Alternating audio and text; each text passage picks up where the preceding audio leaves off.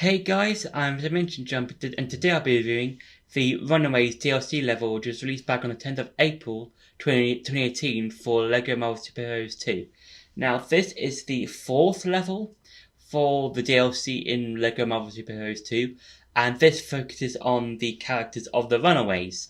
And as a cast of characters as well as a comic, I am not too familiar with these guys. The only thing I think the only three or so things I know about them is that one of the characters doesn't have any powers. They've got a TV show, and their parents are supervillains. And that's probably the only three things I know about the Runaways. I'm not too familiar with the comics that they're from, and that's the only thing I know about these cast of characters. In the level, the Runaways are or have all been, or some of them have been trapped in this underwater base because one of the characters tried teleporting all of them in, but then they all get trapped, or some of them get trapped, and the Runaways that didn't get trapped has to try and save the others and escape from the underwater base.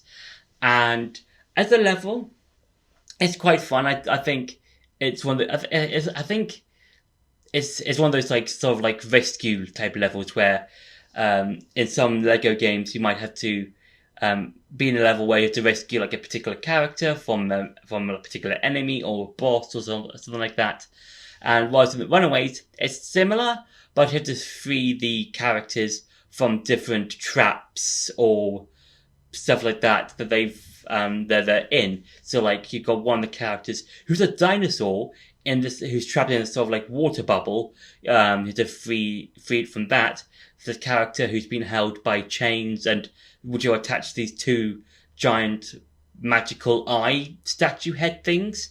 And there's also another character that's trapped underneath this giant crab sub thingy and stuff like that. And yeah, I think it's an okay level. I think it's not my favorite level. I think it's mainly because it's just, I feel like at least with the other levels, like the Black Panther level, the Guardians level, that sort of thing, there's like something to do. Well, obviously there's something to do in the Runaways level. I just think overall there isn't that much in terms of how tense it can be, because at least with something like the Guardians level, you're fighting a giant space squid thingy, and it's constantly firing at you, and it's using like its projectile attack to try and hit you, and stuff like that. And with this level, you get to fight two enemies in the entire level, and that's it. And there's no other enemies in that level. It's just those two enemies, which is the same enemy, but at two different locations. They appear twice, then they're gone. And yeah, I think if there was like more, let's say some more enemies, maybe some of their minions or something, some of the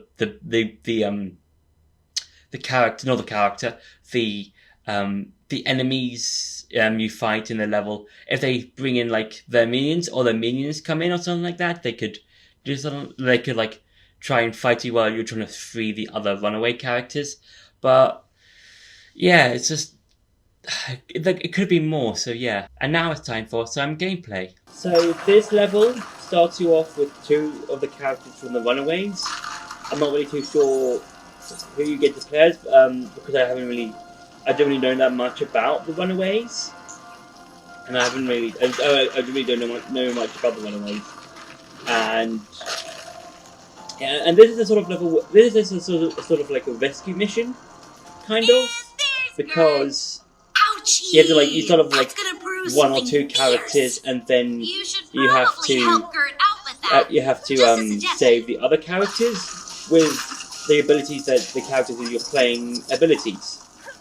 So, for example, if you're playing a character who has super strength, let's say, and then if you use that particular ability to destroy or to move something with that super strength, and then you might save a character that can fly or has heat vision or something, and then that particular character can save more characters, and then that'll lead to you beating the level. And yeah, I think this is a fun sort of a level that's interesting, but like overall, it's just a level that has characters I know little to nothing about, and yeah, it has some fun moments, and looks like, oh, hang on, I might be able to. I don't think I can. No, okay. I'm gonna quickly reset. So see you in a bit. Okay, so now that I've reset the level and got back to where I was, yay! Dirt is free. I've saved one of the Runaways, and I believe the one we've saved can. I think she can use telekinesis. Oh, and this is one of the 2 enemies you fight in the level, and that is it. This is only one of them. Well, this is the first one, and you don't find any other enemies, which is, I think, quite annoying, because I think the combat does help with the pacing of the levels when it comes to this. Well, when it comes to like any of the DLC levels or the main levels of the game, because it really does help with like the pacing. And this level only has 2 enemies. The first one is the first one you fight, and then another one you fight later on in the level. And I'm contributing. I do wish there were more enemies, just to pace out the level as a whole, because then it will make the level longer, and it feels a bit empty. It just feels like one of those levels that feels too empty, even though it's got like 100 things to do, like saving your friends, building all the various stuff to save them, that sort of thing. And there's only 2 enemies, and that's really, really annoying. So yeah, I do wish there were more things to do, more things, but I do like the various ways you save the other Runaways. So the first one you saved was to use his super strength. The other one was to use glasses, but on the statue's buds to find them, to use the different abilities like sound waves and the heat vision. And then you can also use time manipulation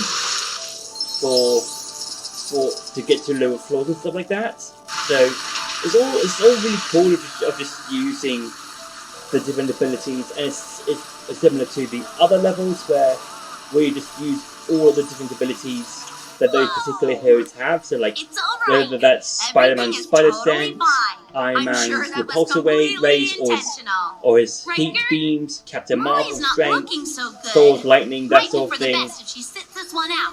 But that's quite cool. So yeah.